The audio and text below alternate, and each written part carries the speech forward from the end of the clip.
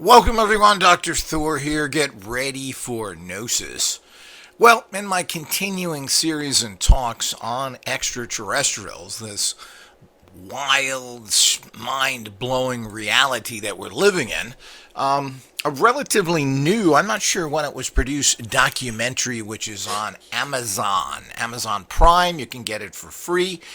Most people have Prime, or you have to, it's a documentary, Walking with Tall Whites, the Charles James Hall story. Very, very interesting. Now, as usual with most documentaries, you don't really get a full picture of it. So this is going to be part one. He's written 5 books, and I'm going to make this into as many parts as needed to give it a proper explanation. Those who want 5-minute little talkies should jog on. We give you details here and you should know it, not talk out of a pamphlet reality or a baseball card. Yeah, his history's on the card. So let's get to the facts here, and any really true people who are doing interviews on YouTube and everything else go on for hours. So this is very typical of real talk, so you get the full story. And you don't have to sit down and listen to everything at once. You can always come back to these things, write down where you left off, and then listen to the rest of it. But we will break these up so they're not too long. Now, this is a very interesting story. In the documentary, as I said, when you look at any film, they only have an hour and a half, which isn't much time, to put together and tell you everything. And as usual, big things were left out of the documentary that basically took up 5 complete books. Now, this guy's been out there talking about this for many years now. I think his last book, his 5th one, came out in 2012. So, you're talking about 10 years ago that his last book came out. I don't think he's too well right now. He's an older person. And this was his experiences for 2 years while in the United States Air Force. So he was in the military, the Air Force, stationed at a weather station at Nellis Air Force Base in Nevada, which is very close to Las Vegas. So, and this is where these things all supposedly happen. And it is very interesting. And one of this that... there was another UFO story, I forget the person's name now as usual, who claimed he had an alien and had his body and other things. And he added one thing to all these type of stories that other people didn't. And initially I started to believe this guy, and it was the fact that he added in a lot of emotions. Oh, this happened, and I was... you don't usually hear that, and it's not put in there. Now, the same thing is what this Charles James Hall did. And by the way, there's links down below this. Make sure you like and subscribe. But there's links down below to actually get his books, which you can get in Kindle, on Amazon. And you'll have links below. As I said, there's 5 of them. You can even buy them as a group, I believe. So... it's always interesting, it's always interesting to get the facts. I'm listening to these right now on my Kindle, as I have time to go through all of them, but as I said, I'll report on these. So it's an interesting story. So he joined this in 1964. It's a long time ago. People think the 60s was not that long ago. You're talking about 60 years, basically, now. That's a long time, and... so it's long enough that nobody cares. And apparently this area of Nellis Air Force Base and so forth has been wiped off the map. No activities go on there. Nothing else happens. There was an image in the documentary of some sort of appeared to be landing craft marks in this area that they were able to obtain from aerial photography, which gives semi-credence to what he's talking about. Now, how can we tell if anything is real? We're living in a world now that people believe nothing, and rightfully so.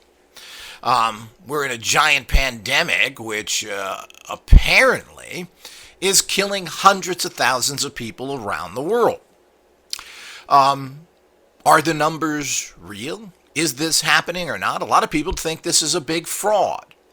Well, I don't necessarily agree with that, but I'm not 100% in any way. I know that everything that happens that the public knows about or happens to them, whether it's war or other things, is 100% known by and designed by the people in power.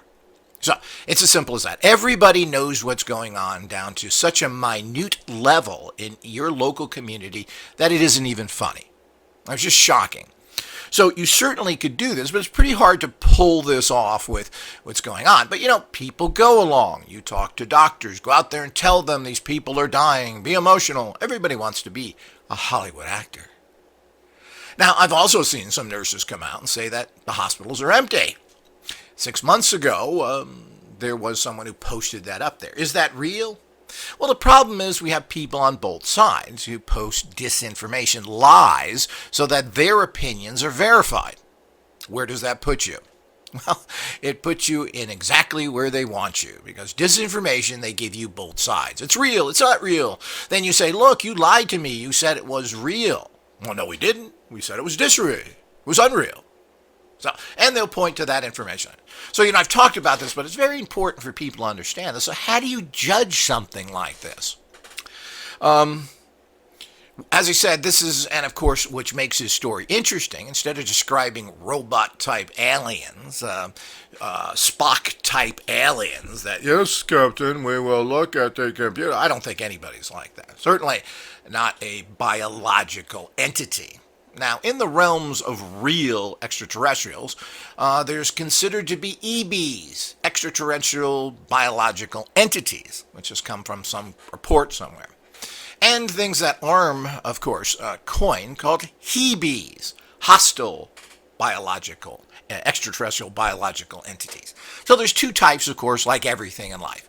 The good guys and the bad guys, and this seems to permeate the entire universe. And of course, it makes sense. Those you get along with and work with you, and those who don't get along with you and don't work with you and maybe even want to destroy you. Certainly, that's what has been shown on this planet. Is this planet different than the rest of the universe?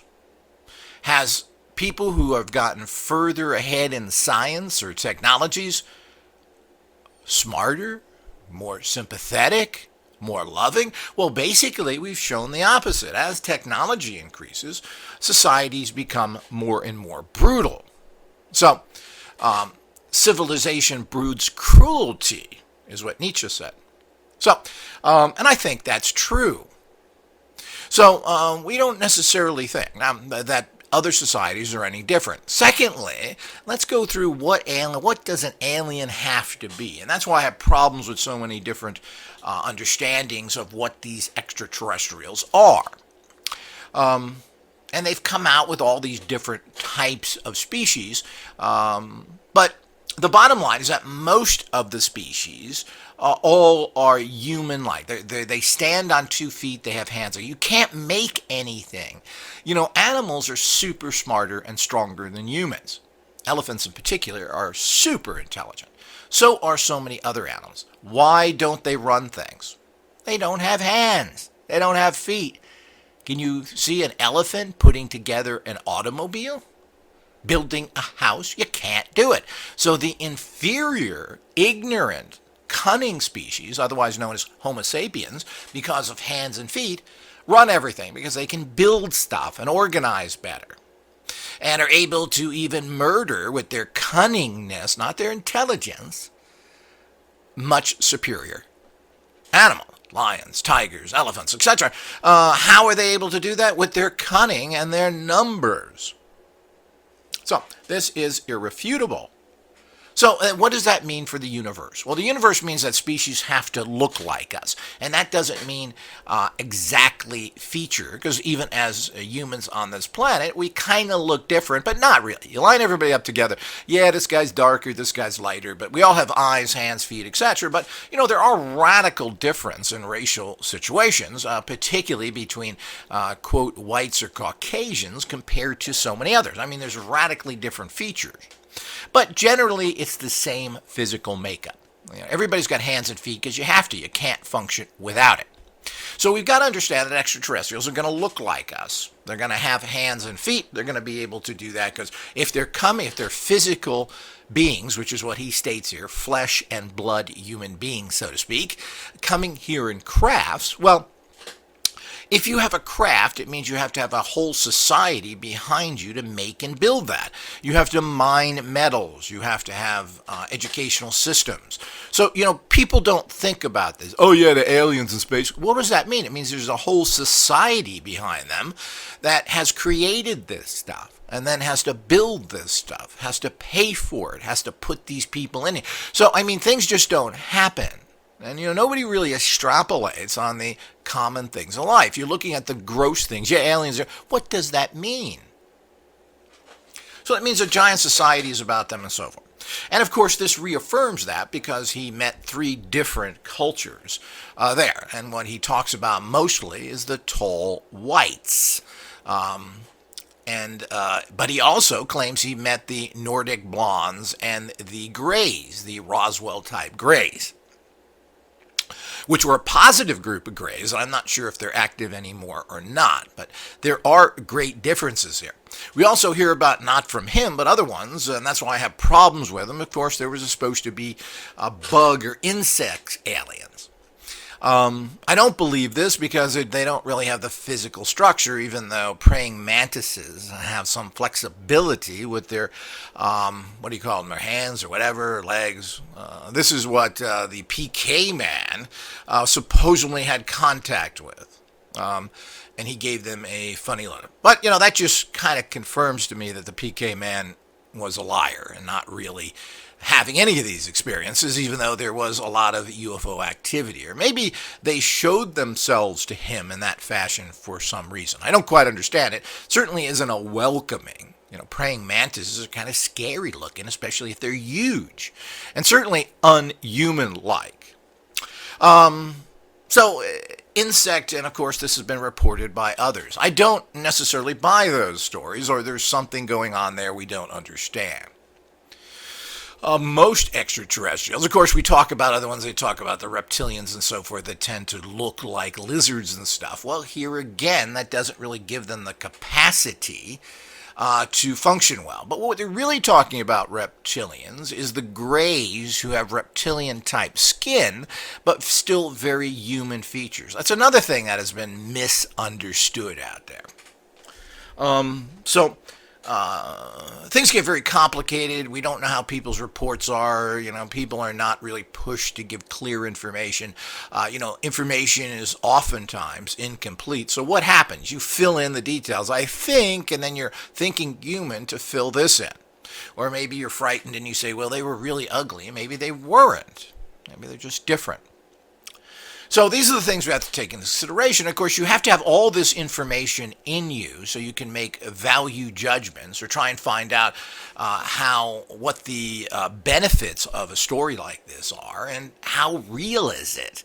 And like everything like this, it's near impossible. So as I said, people, even with their lives on the line, don't believe government because government has lied to us. And apparently they don't believe anybody else around them, doctors, everybody, because they've been lied to. And quite frankly, that's a good way to deal with things.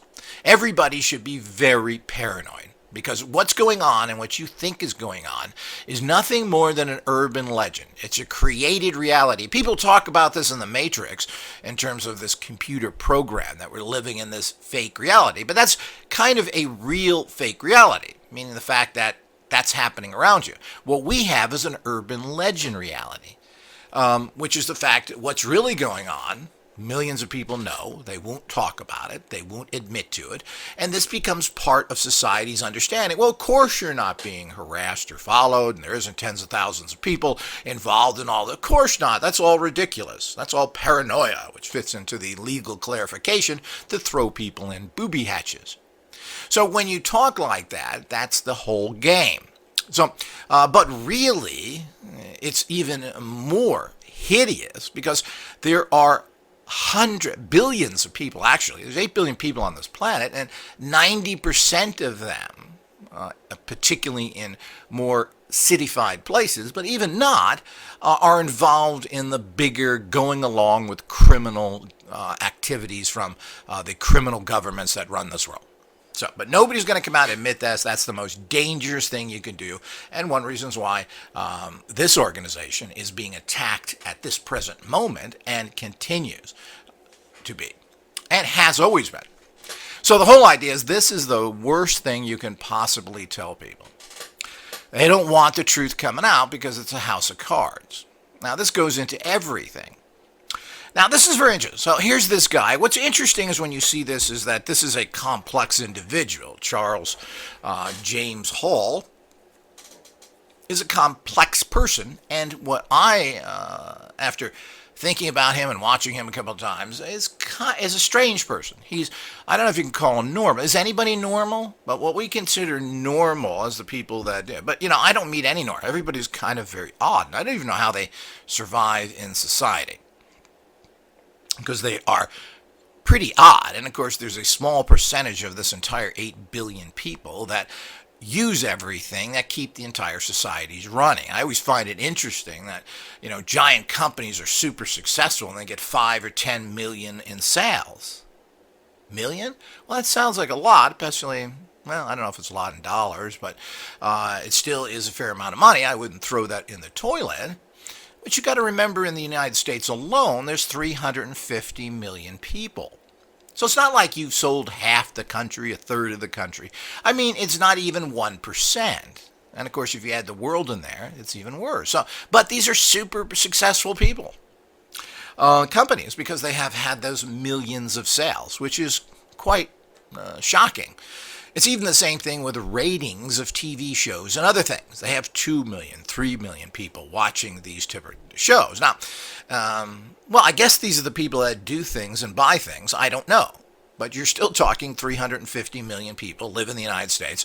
And the majority, 99.9% of the population, is not connected with each other, even though these are the public things. Isn't that interesting? It's just, you have to look at the numbers. And you have to have all this information to judge things properly. So he's got a very interesting, but as a person, he's an odd person. Apparently coming from the Midwest. You got to remember, in the 60s, things were not as metropolitan everywhere. TV and everything else was basically just starting to get together. So he joined the Air Force, which apparently, this is even during the prior to and during the Vietnam War, they actually fought. The Air Force actually was on the ground. As far as I know, that still doesn't go on, even though they have protective forces at air bases. But these is quite different than being frontline fighters, apparently, which is interesting as well, and of course also very confusing. But apparently, he's this kind of most people did. Comes from this farm. He's a farm type boy. But apparently very educated, or what I actually see it as, is he's kind of autistic. He talks autistic. He's odd. His wife is weird. The whole idea, but of course he's weird. So, I don't know what people think, that that the world isn't weird out there, but, we're all the weird and, quote, sounds terrible, less attractive people. Well, there's lots of these. That's the majority. So, of course, they're going to marry each other. So everybody thinks that there's something different there. So people that are similar find each other. And the whole way that he met his wife is weird as well. But we'll go into a little bit of that. So he went into the military from this background. And again, watch the documentary. But as I said, these give you little views and not overly correct. It's hard to say, but it's a fun way to get a lot of information quickly, and you can kind of judge if this person is telling the truth. Now, he's an interesting guy, and he comes off, this is one way to draw people in, like this other guy who is a complete fraud, claiming he got bodies and everything else, but bringing emotions in, being human, makes you cheat. It sounds right, because it kind of relates to our society now. So you relate to it. It's similar to a lot of the science fiction shows I like. I don't really like shows set hundreds of years in the future on ships. I can't really relate to that. I mean, they're very comic booky. But when you get shows like Stargate, which is based in modern times, where people go through gates from Earth to other places, well, I can relate to that. So when you have things like that that are relatable, you can do that. Or even like Star Trek Enterprise, which was based close to our times here. And they had regular food, and he had a dog. And, well, I can relate to that. It made the show more interesting. So, as we get involved in these things, we have to look at these. So, he came from that. He went into the military, and apparently he's a very able to learn. I hate to, anybody who's listened to me a long time, people throw words around. Oh, he's intelligent. He has a degree. He got a paper with his name on it that says he's smart. Okay. Well, I don't consider that smart, and I don't think those papers and those degrees have done anything. They've been around for several hundred years, and these people of paper, of notes, and they used to call you paper or something like that. He's a man of paper, or whatever it is. There used to be some terminology there, meaning that he had official degrees. Well, this certainly is good to a degree, but of course, we also need master craftsmen who know whatever else, because we don't live in a paper world. So giving somebody who goes to an institution and is brainwashed for numerous years, and that's what it is. You spend 8 or 10 years in higher education, well, you're brainwashed, and you're living with people that have all the same ideas, and there's no freedom of thought. This is a real problem. But, it gets into so many other subjects, which I hope people understand. And, of course, if you follow my lectures, you should be getting it. But society says that. I now look at anybody who has degrees and has large teaching credentials behind them as dangerous ignoramuses that know nothing. You're just following what somebody else taught you, which comes from 100 years ago and doesn't relate to anything in modern society. You can look at quantum physics, which has been around, let's just give it a number, 1920, could have been earlier, could have been later. But this is one of the big arguments between Einstein and Bohr went on quantum physics. So that's about 100 years ago. What are the advancements in quantum physics? Zero. So in 100 years, nothing has been achieved. More theoretical physics has come out, meaning, if and but. So we don't know what we think because we're the educated guys with the pieces of paper. Well, the bottom line is, what has that gotten us? And if it is good, shouldn't it materialize in some way? Shouldn't it do something for society? It doesn't. So the whole idea is that we need to understand that. But we want to try and judge it. How do we judge? So if he was a guy who was a farmer and can grow really great vegetables, well, that guy ain't too smart. He probably doesn't know reality. So this is the problem with it all. So the point is that he did join the Air Force, pass their little tests to get in. So it means generally you have to be a hire. It's hard to get into the Air Force, by the way, because they want more intelligent people, because it's kind of a country club. It's a school. It's fun. It's not difficult. And there are no dangers in the Air Force unless you stand in front of a jet plane engine and you get sucked in because you're stupid. So, you're talking about the Air Force that kills people from miles and miles away. So the whole idea is that it's kind of a joke. And if you're lucky enough to go to Ramstein, Germany, you got your own mall. Entire mall.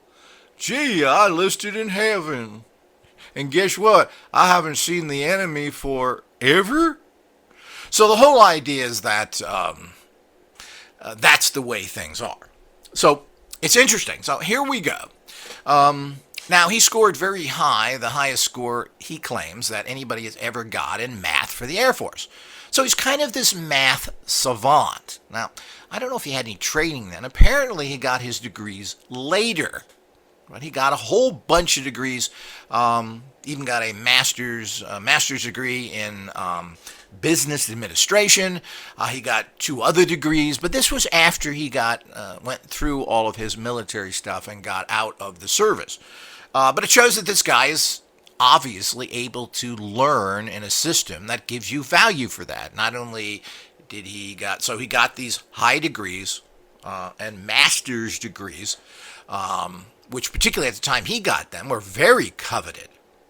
So this is not some Well, yeah, again, is he a dummy? So this is where these things are very difficult. And if you're going to look for greater understanding, if you're going to look for the gnosis of things, you have to question like this. Oh, he's smart. He has a master's degree. Is he? Okay, well, I don't know.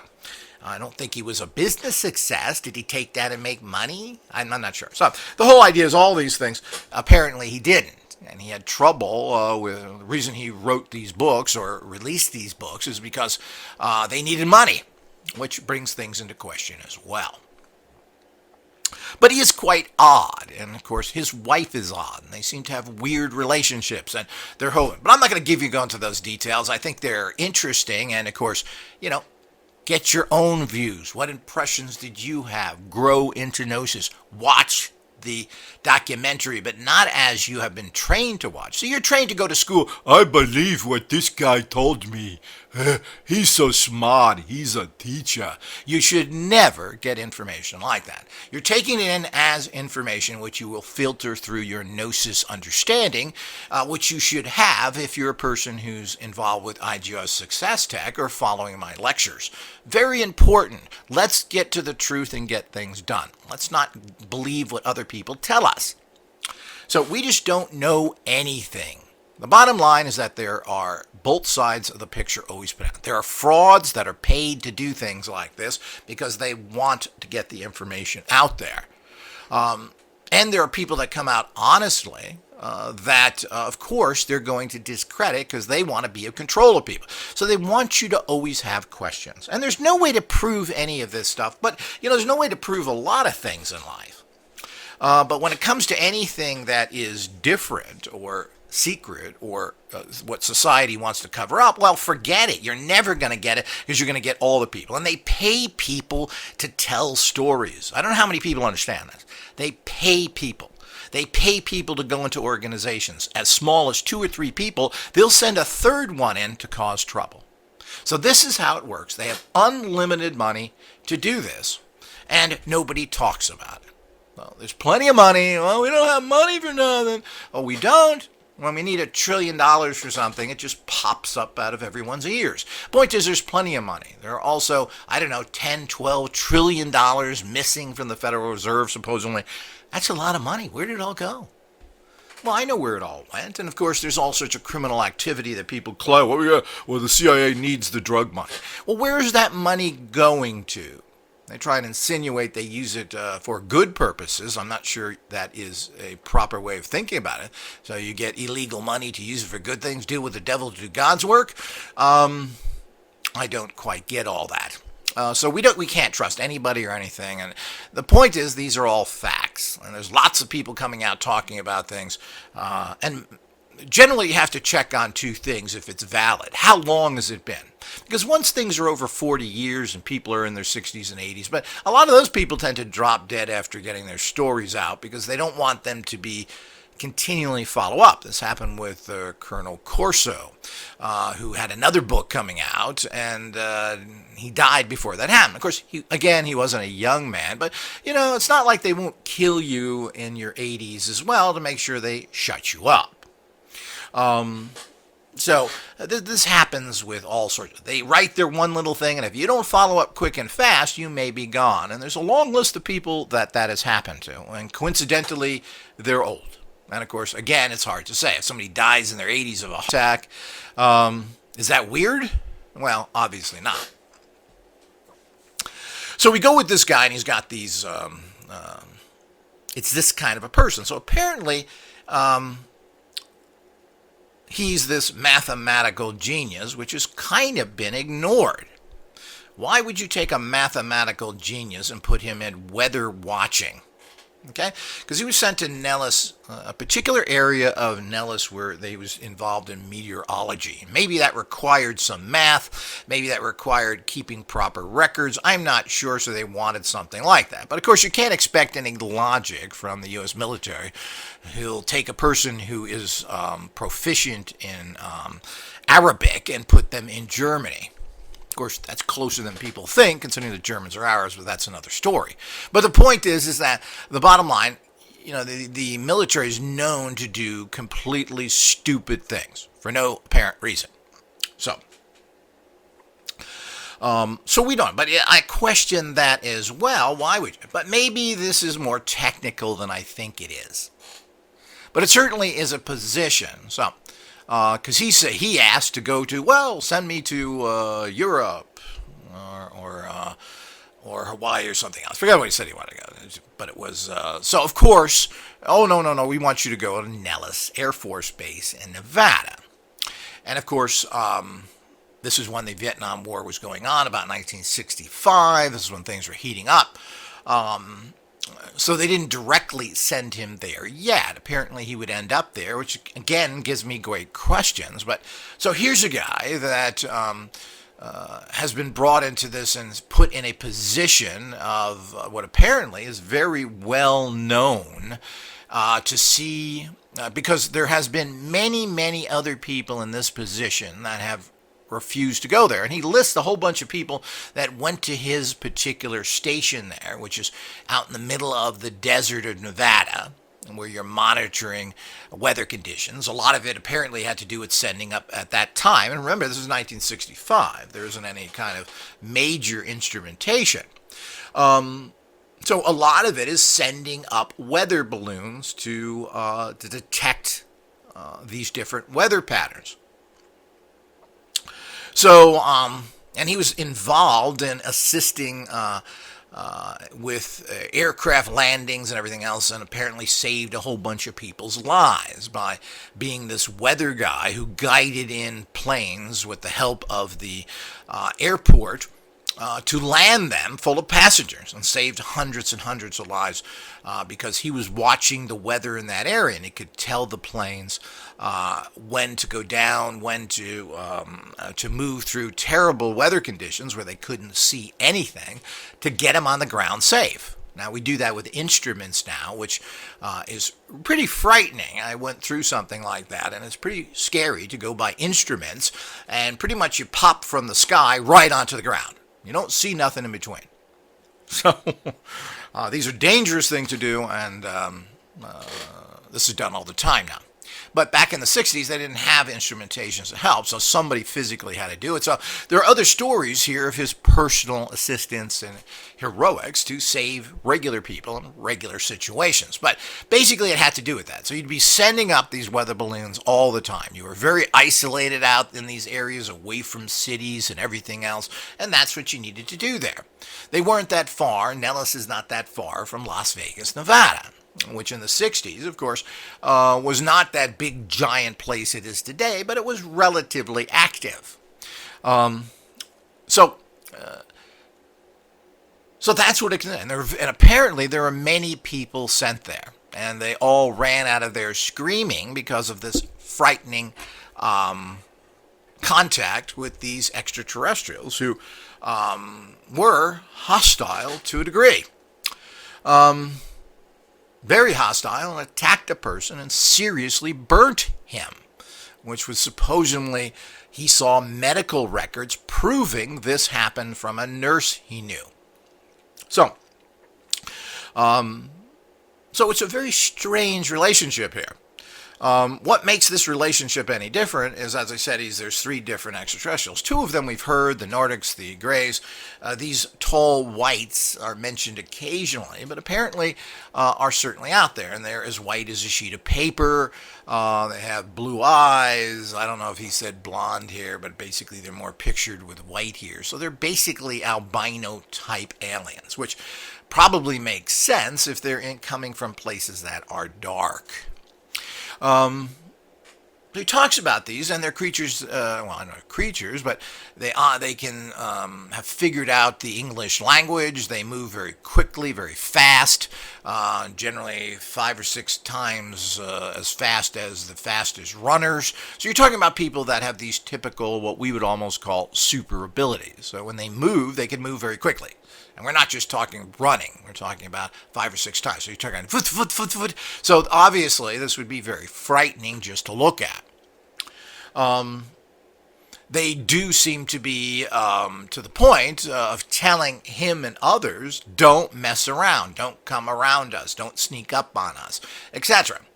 Now, I find this very interesting, the interactions here. Now, first of all, somebody had contact with them, and I don't know if he surprised them or not. Apparently, he was not threatening them. He was out doing weather-typey work and ran into one of these or surprised them, similar as what they tell you with wild animals. You don't want to sneak up on it. You know, bears don't hurt you generally, nor do most other animals. They don't try and go after you. But if you are in the forest and you surprise a bear, he's going to attack you. So they always tell you when you go into these places, talk loud, blah, blah, blah, blah, make a lot of noise so everybody knows you're there. Anybody who's been in the wilderness knows how quiet it is. So if you pop into somebody, your normal reaction is to attack them.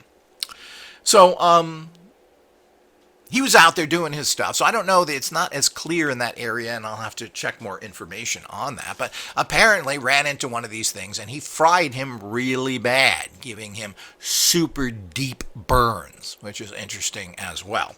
Certainly that's something that would work very effective against humans, because fire is something that is extremely frightening and very dangerous and difficult to deal with. Fire is something nobody quite understands, and these are some of the terror weapons that are used on people. So why they would do that and why that would be part of it certainly is a primitive way of doing things, but certainly effective.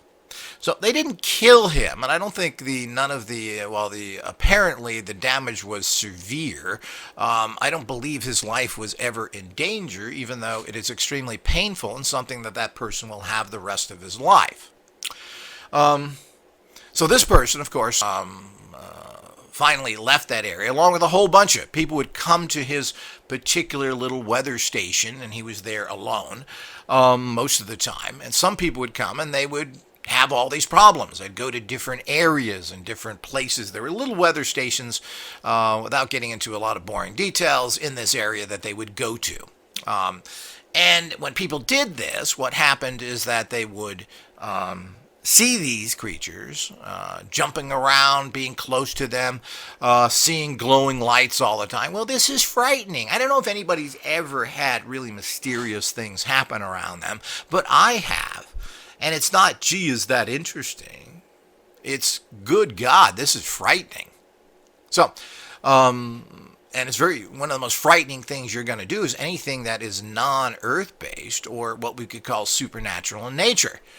Seeing ghosts, entities, all these things is very frightening because they're not in the physical world. Physical world things we are kind of not that afraid of. Well, after all, you can blow it up, you can shoot it, you can burn it. Well, you don't burn a ghost, you don't shoot a ghost. What happens when you can't use physical technologies to affect something that is frightening you and you think is endangering your life? So basically, he's just sent to this place. There's no background. There's no anything else. He's a guy who can do mathematics and at a very high level, and they sent him to do weather research. What does all that mean? So he's stationed out here. Was he a test person? Did they want to take a guy like him who they figured was intelligent, was not your typical thug type, and had intelligence, had a basic understanding? So you're not just taking kind of a crude, stupid person, which is typical of military, and subjecting them to these higher, different things going on so they could see different reactions. Because you're kind of figure out, well, what is this? Obviously, they knew this was going on. It comes to the point that this was a entire government operation. They were working with these extraterrestrials and exchanging military information, had physical contact. He claims that some of these, and I'm not sure which one, I'll still have to go through his books, but the CIA would bring them into Las Vegas, into the casinos, dressed up properly and with disguises on, etc., so they could see what human life is about. And I'm assuming, of course, that that's exactly what you'd want to do if you're trying to figure out what's going on in society. So that is all part of it. So, which is quite interesting, but he states they actually did that. So, and fairly often that they would actually mix in with the Earthlings because they were Earth being like. So, which is very fascinating. And of course, again, makes sense. There's a lot of people that think, and has been claimed, that there's all kinds of extraterrestrials because they look like us, and I went over why, that are intermixed with human society today. I tend to believe this, and I think that's why we have so many kind of odd and weird people in this world. There doesn't seem to be, for a commonality of a group of international people with the internet and everything else, I mean, people are still pretty weird. I don't quite understand that. Why isn't there more of a blending when people are kind of odd and disconnected? They live in their own little worlds and they're able to do that. I don't quite understand that. People that are so odd. So, needless to say, this whole thing is that they would pop up in different areas. They'd be watching you all the time. You would see these things moving quickly or standing. Oftentimes, they would come into the different buildings and watch people. Imagine if you were constantly watched by this and you had these things floating around, particularly at nighttime. There were all sorts of problems, and all the people that went there went left screaming except him. So I guess he was one of the better choices. He was able to overcome his fear and deal with it because that was kind of his mentality of that, I'm going to do my job here. And that may be the reason why he was picked, because he kind of had this dogged determination, yet he wasn't just a goofball that just wanted to go and get a rocket and blow something up. He wanted to deal with it and wanted to do his job. So I guess you could say he was a good pick. So, and this went on, and he was stationed doing this job for only 2 years. And I have to wonder how come only 2 years, and what was the story after that, and so forth. But, again, you're talking in the middle of the 1960s. So these places no longer exist. Everybody that was connected here is all old and dead. He's not doing so well either. He's up there in his age. From little things I've seen, he's now in a wheelchair. So he's not doing all that well. And he's up there in age, and basically, other than you tend to buy credibility when it comes from an equal or a person like you. So he's a guy with a wife and a couple of kids. He talks and is part of regular society, so we tend to believe them over military officers or other people on a religious tip. But of course, the book is dedicated to Jesus. His wife put that in there, so they consider themselves good Christians. So we get back into that, and that's their belief system, and of course that's what they're going to fall back upon when there's problems. They're still going to come back with that, which is what people do. I mean, you don't really ever learn for anything, do you? So that's the problem with society. Nobody learns from anything. They have the same belief systems they had from the day they popped out of the womb to the day that they are popped into the grave. People never change. They don't see the world differently, and they don't generally change their beliefs radically or not. Very difficult to give up religion, which is pounded into your head since birth. So, of course, they believe in that, and they believe in the good, wonderful Jesus and everything else. So, which the world just doesn't show. And how they perpetrate that, most Christians don't. But without getting into too many subject matters here. So, the whole idea is that so he stayed there for 2 years, and I'll have to go through all of his books. As he said, he's got 5 books that go into details of this. They're long books. They go into a lot of detail. He talks about the many sightings, which are very repetitive in his first book, talking about how, it's the same old thing. He goes out to certain areas. He's constantly seeing it. He sees these ships. What he does add, particularly with the whites, which are 6 feet plus generally, these, and you're talking whites. We're not talking human skin white, which is basically pink. We're talking about people that are as white as a white sheet of paper. Okay, these would be considered even more than an albino, but albinos will kind of give you at least something close to it. But you're talking white. Which, from the accounts initially, he claims that he really didn't have, he had meetings with them in terms of interaction. Now, they told him, of course, to not sneak up on them, not to come near them, not to come unannounced.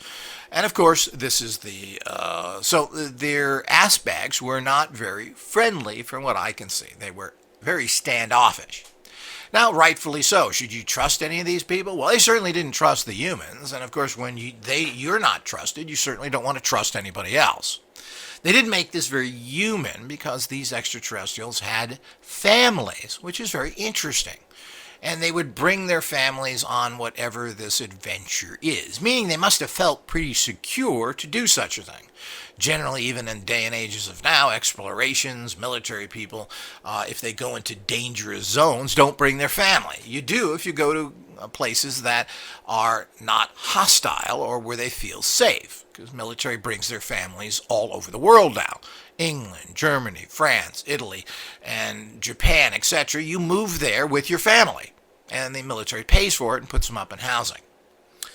So you don't bring them to Afghanistan, as far as I'm aware of. No, you don't bring them into combat zones because they're dangerous. So you would think that they had an established here. Now, what it comes out is that these extraterrestrials, all three groups, were working with the U.S. government, exchanging technologies. And this is 1965. Okay, so there's a great, they talk about the U.S. military going to certain planets out there that were habitable, but they apparently were not warm enough, or were they too warm? I forget now. For them to colonize, and they would like this as a stopping place, and they wanted the U.S. military to go there and make bases for them. Wow. 1965, but it's even mind-blowing today. Now, we just got a recent report from an Israeli security official that said that we have bases on Mars with extraterrestrials, and the Israelis and the Americans are involved there, and I'm assuming other ones as well. Well, that makes things very interesting as well, and this is how we put the pieces together. Does that make sense now? Does that give his story more validation? Well, it does, indirectly. So the whole idea is that this is something that means that the U.S. government in 1965 had capacities to travel to far-off places, meaning they have intergalactic travel. Now, the head of the Lockheed Skunk Works said that on retirement at the big meeting he had, which was quoted by different people who went there. So, particularly parapsychologist from UCLA, who's written a book mentioning this as well. And he said, well, we have intergalactic capacities now. And again, this, I think he retired in the 70s, early 80s. And the point is, and of course he was stating they had that. Well, how long have we had that? Well, we've had that for a long time, just like we've had anti-gravity crafts for a long time, which thousands of people have witnessed, including myself, from 500 feet away. So the whole idea is that these are realities. So, and they're not secondhand. So here we go again. It fits into the bigger picture. So the point is they were working with these people. They gave them, and he talked about crafts, which is very important to note here, and particularly with the lectures that I've been giving to people, of these crafts that traveled faster than the speed of light. Oh, no, we can't, yeah, I'm Einstein, it's impossible. Bullshit. We already know that tachyons is the way information is transferred at this kind of instantaneous, faster than the speed of light. This is how the universe works. It's how the quantum physics of things work. You're exchanging information all the time, instantly, because it's going at this super fast. So, if we're going to limit ourselves from the ignoramuses, here's a guy who learned his physics in the 1920s. So, and that's what they're drawing on, so that now, in this day and age, in the 21st century, that we are going on something that happened over 100 years ago. So, it doesn't make sense. I mean, we have to have some evolution of information, but we really don't. So we're making judgments based on the old stuff, and then somebody comes up with an equation, and of course, some of Einstein's stuff is valid, but people are missing the boat because they're still staying with the material. This is still Newtonian 500 years ago based material istic reality, meaning something physical creates everything else, when basically it's the energetic that creates the physical. So this is the brain creates the consciousness. Well, no, the consciousness creates the brain. So it's just, but this is, it may sound logical, or, oh, it's easy to say, yeah, I kind of agree. Well, no, this is a major problem between the materialistic science we live in and the real world. And of course, the paper guys all believe in the rock. The rock comes first. So the whole idea, which doesn't really make much sense. And of course, this is what everything is based on. So while Einstein was a fascinating, interesting person, from what I know about and read his quotes, and he also considered the best scientists, which is kind of contradictory to what he says, were metaphysicians. So if you think metaphysically, you are a much better scientist. It's kind of an odd character. I mean, basically he was semi-retarded as a youth, and all of a sudden now he's this genius that everybody loves. And I think that we have a little bit too much influence from this type of mindset. But he was a very interesting man, a horny little devil on top of it. So the whole idea is that this is part of the reality that's out there that we need to look into. About. So the whole idea is, yes, everybody has a little piece of the sliver of the pie we can put in there, but most people think Einstein is the pie, when he's really just a sliver. And then everybody builds on his misinformation, his wrong decisions. And the first papers that Einstein put out, all his math was wrong. So he corrected this later, or conformed to what they told him to do. Is a better way of putting it, at a later time. So we got to understand all this, because this is part of the bigger picture, trying to figure out. So this goes through a gnosis mind. Well, I have all this information. I'm trying to figure, well, what is this guy saying? How does it relate? And what does it mean? So he's got this. So the point is that these tall whites who are working with the government were attacking people whenever they felt they were in danger. And they talked about this, and they talked about the emotions of it, how they were fearful, how they were angry, how they had children, how they didn't want people surprising them and doing other things, and were violently going to enforce this. And they weren't communicating with people in a particular way. It wasn't a meeting. Well, you're stationed here, we're going to show you the people you're working with. Well, apparently that's not what they wanted to do, and they didn't want to have a test thing, meaning bringing people in or bringing some sort of intelligent agency agents. I don't know if they would work the same today or not. There certainly is 2,300 intelligence agencies in the United States. So who handles this? Do they have special people? Well, supposedly they do now. But this is 1965. Maybe they didn't have that. But the military was meeting with these people, and just think of this. I keep telling you, how many people, the thousands of people who know of this and what's going on? So the whole idea, and how many bases out there has the military made that are working with others? We already know there's one on Mars. And this doesn't even come from U.S. sources. This comes from high-ranking Israeli sources. So here we go again, somebody outside of the clique, but of course in the clique as well. Certainly is fascinating. So what is this? So there isn't this kind of thing. They put people out there and they just, I'm assuming they're monitoring, they're debriefing them, etc. But they just seem to take the average Air Force airmen and throw them into this situation and then see what happens. And most of them ran screaming out of there and refused to go back. To the point that they don't care. I'm never going back there. Court-martial me. They were scared to the utmost level. He was the only one able to handle it, and he knows that. Now, none of these other people that I'm aware of have come forward to validate his story, and there are many of them. Maybe they're dead now. Maybe they are fearful. You don't get a lot of benefits. You come out and back this guy up, who you probably haven't seen in 30 years. What do you get from it? Well, I guess you could write your own book, try and get a movie going, but, it's pretty complicated. I'm not sure how many people figure they can do that. I mean, you generally, the people behind the scenes are going to prevent people from doing things unless they want them to. Nobody ever approached me writing a book or doing anything, even though you think that you'd be a hot topic when you went out there and said, well, you've had contacts with the hostiles, and you're doing things to help people. Nothing. Lots of crank radio shows. The morning show. Let's get the nut job alien fighter here. Oh, you have a rubber ducky in your bag, huh? smoking the weed on here. So, this is the kind of shit you get from the morning DJs that are looking for any story. Then you get a few other people, and the stories die, or they give you to their government agents, like people from the BBC and CNN and other people who, of course, are all controlled. So those stories go out there, nothing happens. Why?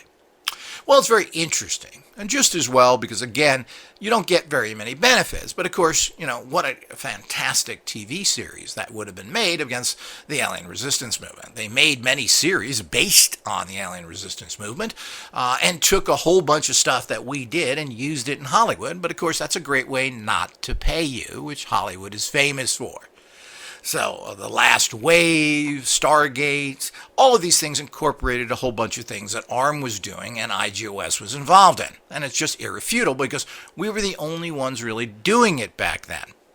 Even to the point of taking, which our logo had Thor's hammer smashing a UFO, well, The Last Wave was about taking Thor's hammer to save the Earth. Well, where did that come from? Well, that's so common. Or in Stargate SG-1, naming the main alien Thor. And, of course, giving them Nordic backgrounds, which, of course, is what the emphasis in the ARM organization was at that time, kind of. So the whole idea is that, where do you think that came from? That's coincidental. It's unbelievable. So this is the kind of things, but what happens? So the people who are pushed, including this guy, are pushed out there because they are giving a story and are not that credible. So, and ultimately he's not credible like everybody. It's his story. There's no verification of it, basically, even though there does seem to be some sort of overhead pictures of what appears to be the markings left by extraterrestrial crafts landing there. That's pretty, which is irrefutable. That's pretty interesting if that's what they are. I'd have to see them, get better information. But again, how much time do you have to do this? I could spend months researching this. You just can't do it. You have to do what you can do. So here we go again with all these things of him. So he had these contacts, but what made this interesting? As I said, they go back and they talk about how the aliens had such interest and were very human. They had children. They worried about their children. He helped find one of the children who was lost in the desert who was playing there, and they went and found him. But, there isn't, let's sit down and have dinner type things or him having many different discussions. It was very much of an arm's length relationship. So I don't know what happened. I mean, we've got CIA agents supposedly taking people into casinos. What did they talk about? But, of course, I've sitting in cars with people for hours and they have nothing to say, and they were kind of humans. So, people are vacuous. They got nothing to say, particularly alternative people who don't seem to have any background are kind of tripping out. And, of course, a lot of them are infiltrators as well that just are there to observe you. So they're afraid to talk because that gives you away their position. So that's very common in organizations as well. Watch the people who don't talk, not the ones that do. But getting back to that in a bigger picture is the of what's going on here. So there doesn't seem to be, but there is some conversation. Apparently, some of these aliens, and as I said, there's 5 books to go through. I'm only about halfway through the first book. There was talk about how the female extraterrestrials were interested in fashion. And this is very down to earth, and it kind of triggers with you. Oh, they're like us. That sounds real. So that sounds like they would be interested in that. To think that people are Klingons or that they are Vulcans. Yes, I'm going to read the greatest works of time. I'm going to sit here and do code all day because I'm so intelligent. And humans tend to love that. As you saw, I remember in high school people saying, well, the perfect human would be Spock. Because this was a big thing back then. Everybody, oh, Spock's so great. Well, I never liked Spock. He's just a little one step above a robot. And certainly was not necessarily something you'd want to be. Non-emotional, nothing. It's like a psychotic Sherlock Holmes figuring everything out of that having no emotions or anything else. What's interesting here is it shows that these aliens, which should, if like everybody else, will have emotions. They'll fear. They'll worry about their children. They'll have other interests. To think that if they are wearing clothes, which we're assuming all of them do, and most of these people have been shown wearing some sort of outfits, even if it's a spacesuit, well, wouldn't you want to look good? You think it's going to be any different? Well, it makes sense to me, and I don't think that any evolving biological entity that has 2 hands and 2 feet is going to be that much different. So you're going to have the same kind of things. You're going to like foods. Apparently, they were all vegetarians. They hated animals because they considered them a threat. So that anything that was an animal, they would kill. They made sounds like birds. Kind of makes sense, you know. That sound carries very far, chirping, see, he. Well, these are ways that you can carry. And, of course, this has been done by different native populations and for ways of communicating. You whistle. You make sounds like that. This is nothing new for the communication. Certainly, the Native American Indians communicated like this commonly. And, of course, if you heard it, well, that's not adversaries or problems. That's an animal. That's a bird. So apparently that's interesting, and that kind of makes sense.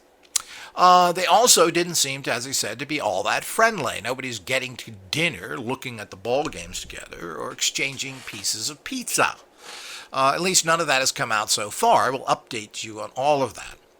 But apparently he, at one time, even brought in some, since they had interest in that. And why wouldn't a woman in particular, and again, I don't think there's anything different necessarily in cultures that are very advanced. They also live to be hundreds and hundreds of years old, 800, 900 years old. That they wouldn't have some sort of fashion interest. Why wouldn't you? So, you know, fashion is basically 2 things. You want to look good and you want to be comfortable depending on where the time you are. When you're going out partying, everybody wants to look cool. And when you're at home, you kind of want to be comfortable. Why wouldn't this be, again, 2 hands, 2 feet, similar structures? Why wouldn't you like that? But they do tend to have, when you see all these pictures, the same clothing. They don't seem to be fashion horses, as they say. So there's some contrast, but apparently that was interesting to them. But if you were studying other cultures, that would be interesting as well. What do we talk about when you go to any other culture? Well, of course, there's certain racial features, but when you get past that, what do they eat? What do they wear? We have, traditional costumes. We have this even today. You come from a certain society, you wear a traditional costume. You're Japanese, you wear a kimono. So the whole that's traditional. So you would say, well, that's it. I mean, if you get a book on the Japanese people, you're going to see pictures of that and wherever else they go. So you're going to see them in what's considered their cultural clothes. So I don't see how that would be very different. So, this is very interesting to have this kind of relationship. Now, we haven't got much into, and of course the film talks about the tall whites, even though he claims to have contact with the classical Nordics and, of course, the Roswell Greys, which is convenient again. So all of them are in this spot. I haven't got to that yet, but it certainly is interesting. So here we have an average guy, and he talks about these entities, these extraterrestrials, and he's talking about them in a very human fashion, which makes him, as I said, it sounds, because we relate to it, so it sounds better. Is this guy a liar? Is he writing this out of his fabrication? Well, my take on this guy from his general attitude is he's kind of autistic. He also seems to be, this was very traumatic, and he talks about his traumatic times, and I'll just give you an overview here. We'll go into more details in other parts, which we're almost done with part 1 here. After his 2 years in this very strange thing, he was transferred to a hot zone in Vietnam. It was not supposed to be hot, because maybe he would have put up, but the whole idea is that I don't know why he didn't stay there and so forth. There's some thought that he had a choice to either stay in that or go somewhere else for a couple of years, and they said, well, we'll send you to Vietnam, but we'll send you to the safe place. And again, this is the Air Force. So we're not talking about people that are generally on the ground fighting. And I guess he was at some Air Force base, which he protected and did see battle. In Vietnam. Well, was this a way to get him killed? Did they lie to him? Very typical of almost everybody in the military. That, oh, we're going to send you to a safe place over there because, after all, you're just Air Force. Who always has the best of everything, golf courses, supplies, everything. Anybody who's been in the military knows that the Air Force always has the best because that's the kind of the government welfare section for the U.S. military. So, so he was sent there and apparently saw some action. And he talks about in the film of being traumatized with one of his Vietnamese buddies who was working at the base getting killed in a mortar attack. In a kind of a strange way. Shrapnel just killed this guy, he fell over, and so he goes into the whole thing. I'm not sure that matters anything. I find it kind of strange that he would find this, and of course it was very traumatic, and I guess everybody goes through that. When they go through battle, it ain't on TV, so he was very sick and throwing up for it. What does happen? You go see dead people, first one you see, and so forth. So this is very typical, and then of course it's less and less traumatic, and this happens to everybody. I remember the famous Satanist Colonel Aquino, who claims he dropped in with the Special Forces, the Green Berets, saying that after his first mission he threw up for 10 minutes. Well, I think that's typical. The other thing people don't talk about is you generally shit your pants. This is very common. Everybody shits their pants in battle. It's normal. So, as it is throwing up as well. This is very shocking to your system. So, but I'm not sure what that means. So he spent 2 times there, served honorably, came home after that, and so forth. Met his wife in a bizarre way, meets her instantly, and says, we should get married. A lot of things that I'm not sure how weird it is, but I don't know. It's so... and of course, she wasn't that great of a catch herself, so I guess 2 people in these situations, I've seen this happen and other positions of people, that they get married very quickly because who else are they going to meet? They're in mediocre little jobs, and they meet somebody else and boom, let's get married. And they do this quickly. What do they got to lose? So this could be very, very true. Now, she required him to go to college, apparently, before they would get officially married, and that's when he went on and got, I believe, 3 degrees, a bachelor's, a master's, and then got another master's in business administration, as I've mentioned. So what does that mean? He went through all these things. It's a very strange story, but of course, it fits in. Now, we have the usual problem. No cameras were allowed. Nobody's verifying it. Of course, you probably wouldn't allow cameras on a military base to take pictures. So, a lot of people snuck these things and did it. I'm not sure he could do that, but there's no photographic evidence that we can find other than these aerial pictures that seem to show some sort of disturbances in that area where crafts made major changes to the terrain, but you wonder why they're still there 40 years later.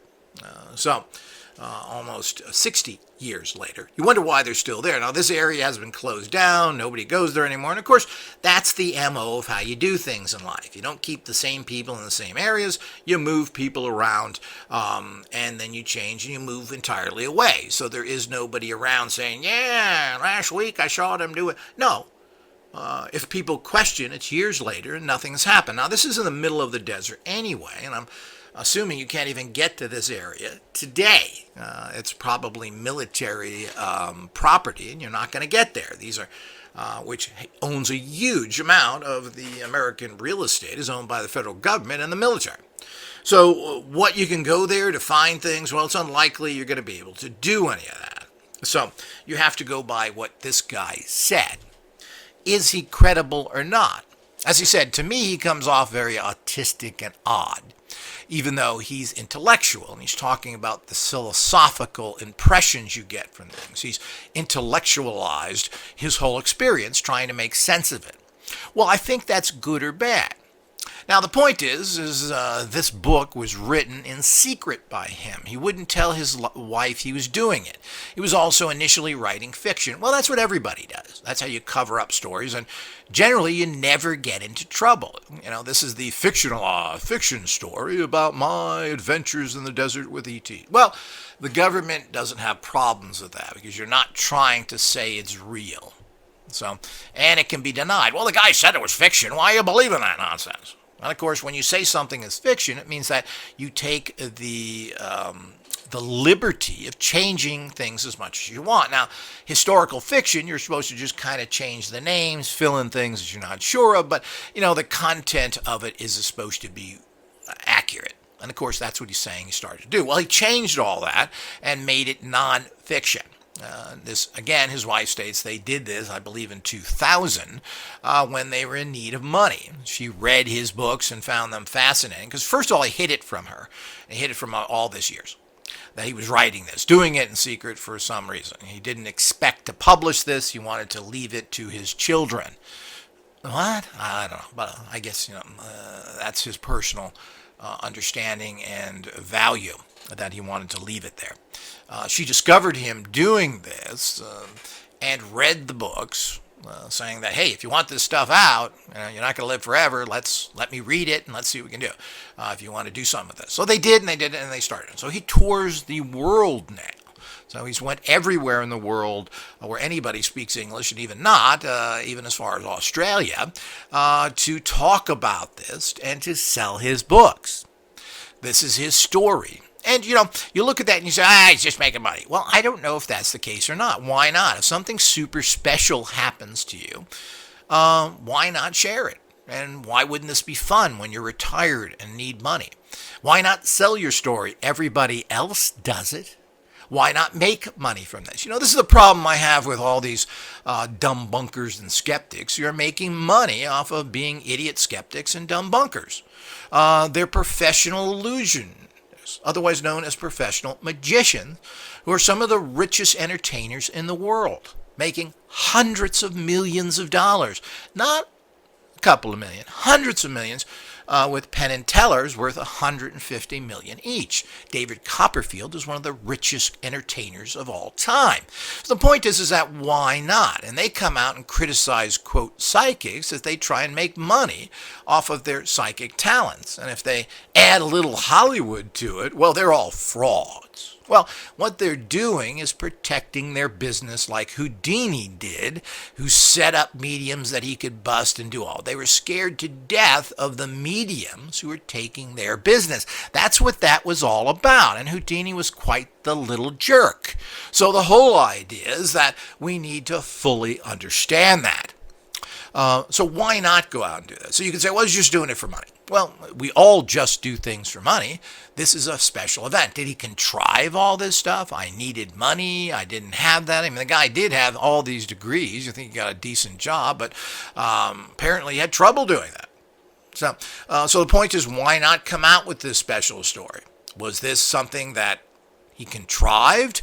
Was the fact of that his kind of odd autism was then, and he had problems recalling things because this was all, and people have said that, well, this means that he made it up, or now he thinks it happened and did it. Well, we don't know. That certainly is a possibility. But when traumatic things happen to you, your mind does shut off, and it does fill in things that didn't happen, etc. But does that mean everything is contrived? He went and saw some terrible things in war. So the point is this happened before he wrote all this. So he went through all these traumatic things and continued to do that after going through some pretty mind-screwing weather station stuff, which I guess he figured he would just be trying to stay awake in these areas, but went through horrible trauma that you can't sleep. There's creatures all around you. There's everything. So this is a very, very stressing. So this can cause all sorts of problems. And of course, you go from there into combat, well, all sorts of things. Could this be some contrived thing? Was this one way where he could make money? Were these stories he heard and then he kind of expanded on them? Filling in what are very human things to make the story more palatable, more realistic, that he brings in the Sears or Montgomery Ward's catalog and shows them fashions. Well, we don't know. These things kind of make sense, and they also kind of don't make sense. And there's absolutely no way to prove any of these things. Even if someone, of course, they've already done this, you bring in good film, and they're going to say it's all staged. And apparently the alien autopsies were first touted as 100% real. Now they're all fabricated. The actors are brought out. We don't know, and I still don't know what the truth of that story really is. But they fabricate everything. And the end of that story was the fact they did have authentic footage, but it wasn't very good, so they recreated it. Well, is that real? Well, kind of real, isn't it? So they had footage, but nobody's going to pay to see something that's so poorly put together. So you just add to it because it's still a basis of truth there. Makes things much more interesting and, of course, financially viable. So this is what we run into with all these things, and something that we really have to give consideration to. Things are complicated because we live in such a corrupt society, and there's so many factors that come involved with it. Who do we believe and not believe? Educated people know nothing. Ignorant people know nothing. Does anybody have any credibility? No, they don't. Nobody has any credibility. Oh, you're a politician? That's credibility? You're in the military where you can only say certain things or they kill you? Well, what is that? You're under all sorts of constraints everywhere else. You come out odd and strange, you're going to be persecuted within your community. So there's all sorts of problems that come out. Now, he has made these 5 things. This is a career of his now. Now, whether he's extrapolated onto this, it seems like 5 books explaining everything probably isn't that much, but it's only a 2-year event. 5 books, that's kind of a lot. Has he added to this? And, it talks a lot about the tall whites, which are an unusual group. There has been other sightings of these entities, these extraterrestrials. The other ones have been around for years. The classic one, of course, are the Roswell-type grays. And, of course, the Nordics were very, which look a lot like us. They're basically saying white-skinned extraterrestrials, or the pinkish skin that look more like regular humans. But they generally have blonde hair and blue eyes. That's why they tell them that they're Nordic type looks, which is true. That's a Nordic look. It is not Central Europe look, as you've been misled to believe. So that's a Celtic Nordic. So the whole idea is, what does that mean? And most likely the people who settled in these areas probably came from that, because white people are weird. They're not really any place that there are, quote, this kind of people. Yet the rest of the world kind of looks the same. So it is an interesting thing to keep in mind, these kind of groups. Also, people are looking more and more like aliens. It's very interesting. And watch this out there. Watch where people's, even young people, where their hairline is now. People's hairline are starting in the middle of their head. And we're not talking about losing hair.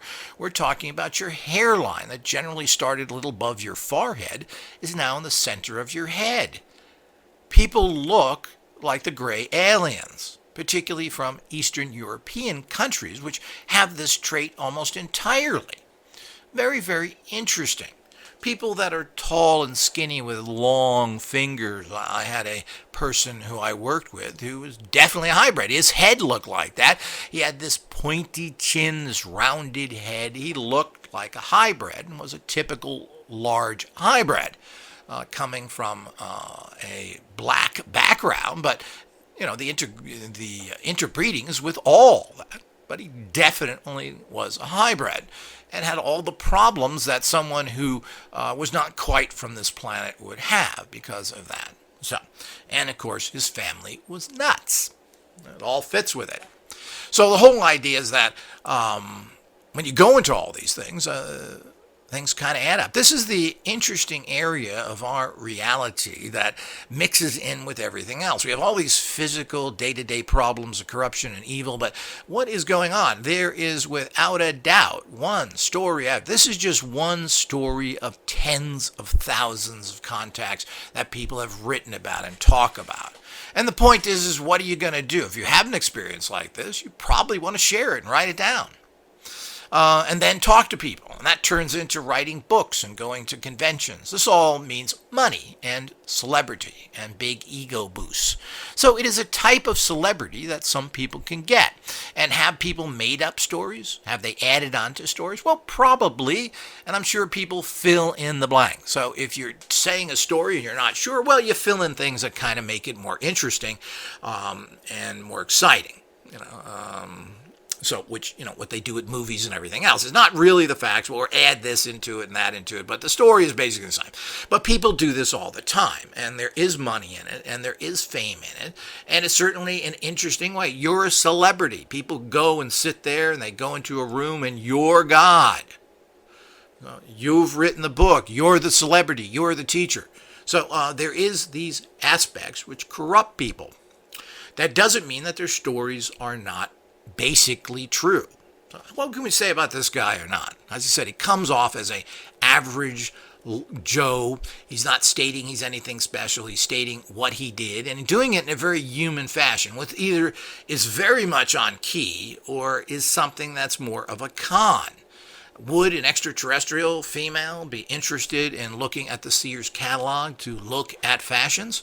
Well, they're not running around nude. They don't seem to have multi-outfits, though, like this is an interest of theirs that we know of. I don't know. Maybe they do. So the whole idea, but that sounds so good. So what do we make of that?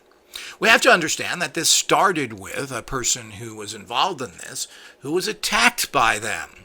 So they are aggressive. They have emotions. They fear. You don't mess with them or their others or their children, just like humans are, or they attack you. And if they fear, even though you think they would understand that some lone guy with weather equipment wouldn't be somebody who's threatening them, because he didn't even have a weapon, would be somebody that you burn badly.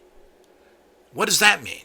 Well, bad judgment, emotions, sounds very human, which is something that's going to be throughout the galaxy. And this is what people don't understand. They're not Mr. Spocks, nor are they necessarily psychotic murderers, but they are both. So you're going to have people that do things rationally. We don't know where their home planets are, what they're happening. We do know they have family units, which they prize and watch.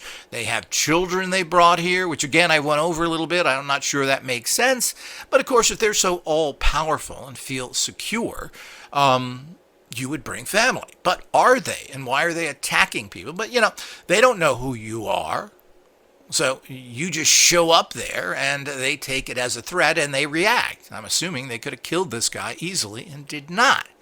Yet there has been humans who have been murdered, similar to what's happened to cattle, which they found in different areas around the world, including the United States and Brazil and etc., where people were found just like the cattle were found, with organs cut out and blood drained, etc., in ways that are not normal.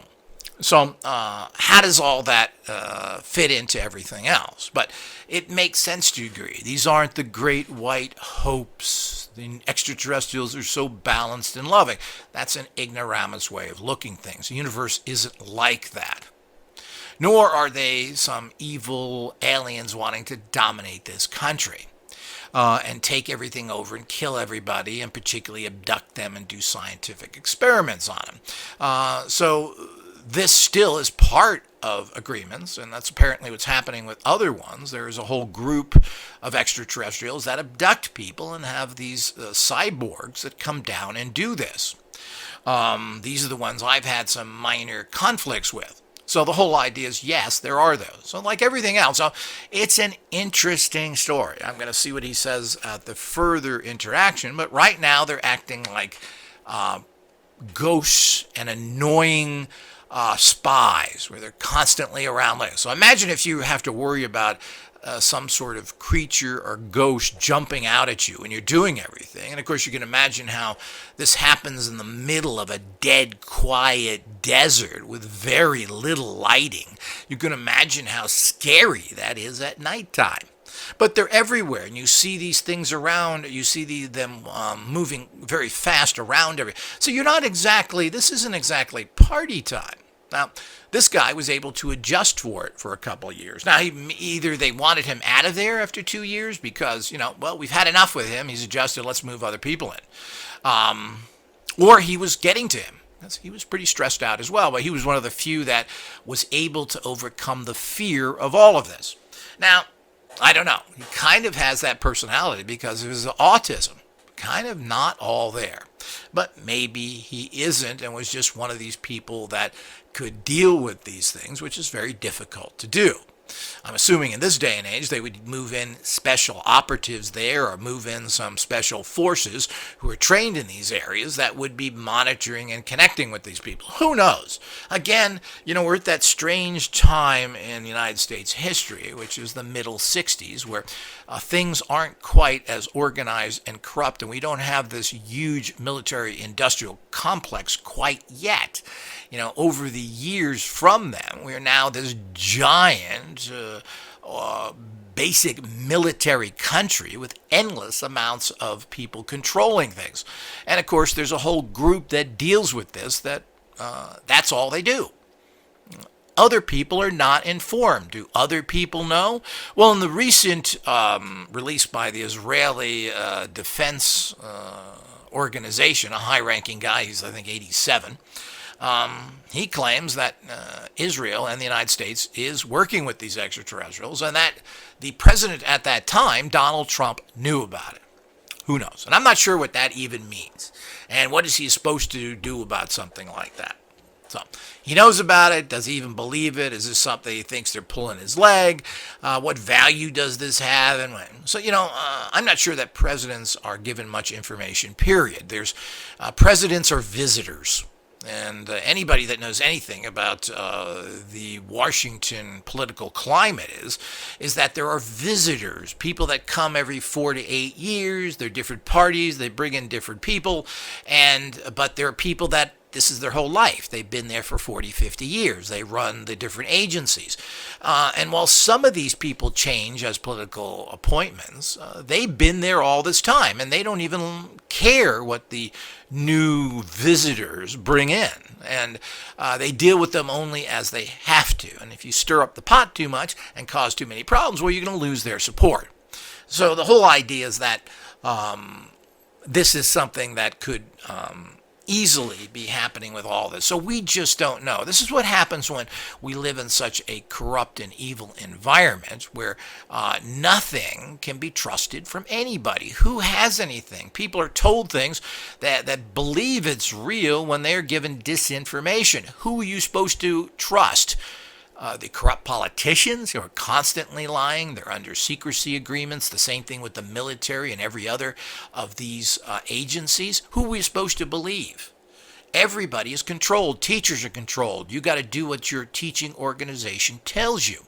So we have all these filters constantly. But they want information giving out. So they give out disinformation or good information and then follow that up with disinformation. So there's nothing but a giant confused informational bank to draw from.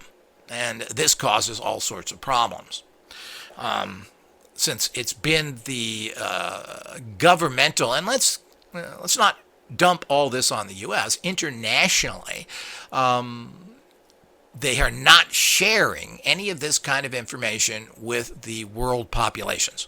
Things are covered up constantly. What's happening right now in Antarctica is quite fascinating. All sorts of things have been found. Why are priests, I believe the head of the Eastern European Church was brought in? Why did they bring that? Why are they bringing in people like this? So the whole idea, who are we going to believe in? Are they independent? Well, we certainly don't see religions coming out and helping anywhere. They're not stopping the murder of people in the street. They're not helping other people. They're not out there trying to fight injustice. So, the comic book religions that the world lives in has done nothing and continues to do nothing. So we keep going in all these areas. They've had made no changes whatsoever, no matter who they are. The Tibetans have been raising billions of dollars for years. For what? To take care of their own butts. Certainly nothing the Tibets have done anything to assist the world. They've raised money to help themselves. So the whole idea is that what does all this mean? Well, this is where we run into problems. So we get stories like this, and what are we supposed to make of it? Well, I don't know if we should validate or believe anything we hear on any level. And as I said, he may have got some good information, added to it to make it more fun, interesting, and palatable, expanded what could have been 1 or 2 books into 5 books because, hey, there's money there. This is all part of him traveling around the world. So instead of selling 1 book and making $10 off of it, you sell 5 books and make $50. So there's a motivation for that, and rightfully so. If you know a lot, well, share it all. And there is a business of life you have to do. And that may cause you to extrapolate a little on things that may not be as true, but makes sense or makes the story better. So all these things come in there, and this is part of life. And anybody who's ever done anything understands this. Nobody wants to hear boring stories. Why stuff like this, and this has been around for many years now, are not made into movies. The crap that we see on TV, they're not making into series. Now, they made this documentary, just like Third Eye Spies that I reviewed a little while ago. But these are pretty low-budget, crappy things. I mean, these would make fantastic, real movies. They would make fantastic television series. Yet there's nothing on this. It amazes me that there's a fantastic interest in psychic abilities, powers, etc., but there are no shows on that except for superhero garbage, comic book garbage, which is not based in anything but fantasy. They're cartoons. So you hear nothing about it. It also seems to be that there is a fantastic interest in martial arts, but there are no martial arts television series. And while they've been tried in the past, they've all failed. But, everybody seems to be studying martial arts, and rightfully so. In these type of days, everybody wants to feel they're in control, and this is one way to. Where are the series? There are no series. There was one series that came out, which was kind of fantasy-based, and it got one season. Well, why is that? There's a great disconnect here. If you look at the top 10 things on Netflix and Amazon, what garbage. But of course, isn't that the society we're living in? Really, it is a garbage society. Has it been any different? Not really. So we all think it's different, and the higher you reach in your ascension and your gnosis seeing of the world, the more you see the rotting imperfections of this horrible society we live in. So nothing is really new. It's different. What do we do about it? Well, we're all going to have to look into these things. So this is the end of part 1. I will follow up with more details on this whole story. But I do recommend that everybody go to Amazon Prime, which I'm assuming most people have to begin with. I believe it's free on Amazon Prime. If not, it's a few bucks. But it's well worth getting this individual story, especially, nothing's better than watching movies or listening to something instead of having to sit there and read through hundreds of pages. So it's always a fun thing. So watch for part 2 coming soon.